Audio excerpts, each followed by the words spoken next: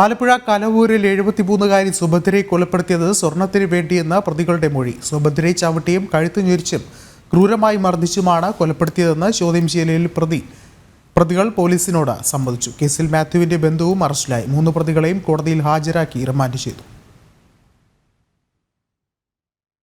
സുഭദ്രയെ കൊലപ്പെടുത്താൻ പ്രതികൾ മുൻകൂട്ടി ആസൂത്രണം നടത്തിയിരുന്നു.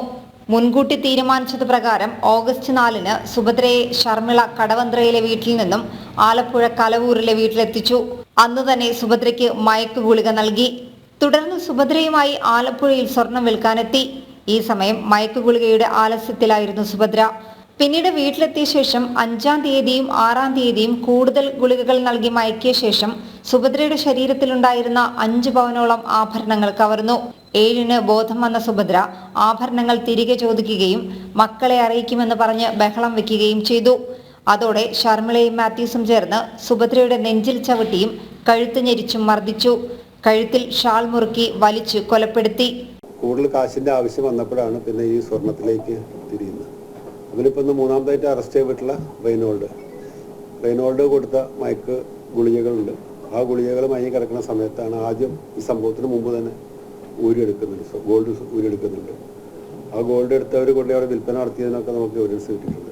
ശരിക്കും ട്രിഗർ ചെയ്ത ഫാക്ടർ എന്ന് പറയുന്നത് അവർ ആദ്യം നഷ്ടപ്പെട്ടു പോയ സ്വർണത്തെക്കുറിച്ച് ആവശ്യപ്പെട്ടു. ആ സ്വർണം ചോദിച്ചു. അവർക്ക് ബോധം വന്ന സമയത്ത് മയക്ക് ഗുളിക കഴിഞ്ഞ ശേഷം എന്നിട്ട് അതാണ് ട്രിഗർ ചെയ്ത ഫാക്ടർ. മർഡറിലേക്ക് ട്രിഗർ ചെയ്ത ഫാക്ടർ അതാണ്.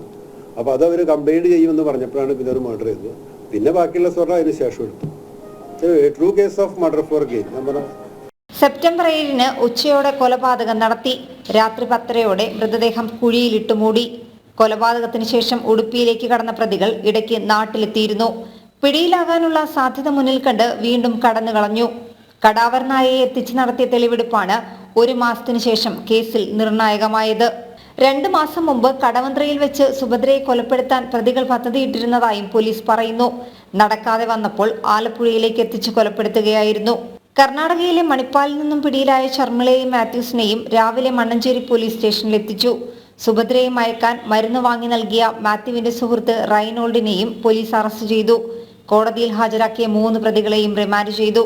ഓണാവധിക്ക് ശേഷം പ്രതികളെ കസ്റ്റഡിയിൽ വാങ്ങി വിശദമായി ചോദ്യം ചെയ്യും. ജനം, ആലപ്പുഴ.